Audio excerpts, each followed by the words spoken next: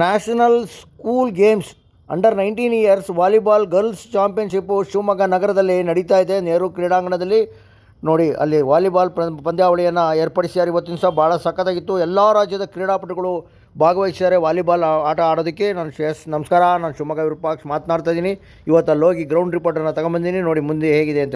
ಈ ಪಂದ್ಯಾವಳಿಯಲ್ಲಿ ಆಟ ಆಡೋದಕ್ಕೆ ಅಂತೇಳಿ ತೆಲಂಗಾಣ, ಆಂಧ್ರ, ಮಹಾರಾಷ್ಟ್ರ, ಡೆಲ್ಲಿ, ಪಶ್ಚಿಮ ಬಂಗಾಳ, ಕರ್ನಾಟಕ, ಕೇರಳ, ತಮಿಳುನಾಡಿಂದ ಎಲ್ಲ ಬಂದಿದ್ರು. ನೋಡಿ ಸೂಪರಾಗೆಲ್ಲ ಆಟ ಆಡ್ತಾ ಇದ್ದಾರೆ. ನೀವೇನು ನೋಡಿ ಆನಂದಿಸಿ. ಪಂಜಾಬ್ ಟೀಮ್ನವರು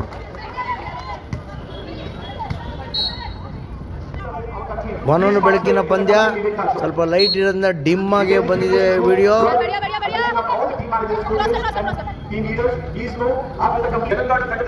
ನಾಳೆ ಯಾರು ಚಾಂಪಿಯನ್ ಅಂತ ಗೊತ್ತಾಗುತ್ತೆ. ನಾಳೆ 1ನೇ ತಾರೀಕುವರೆಗೂ ಇದೆ. ಇದು 1ನೇ ತಾರೀಕು ಗೊತ್ತಾಗುತ್ತೆ ಯಾರು ಚಾಂಪಿಯನ್ ಅಂತಕ್ಕಂಥದ್ದು.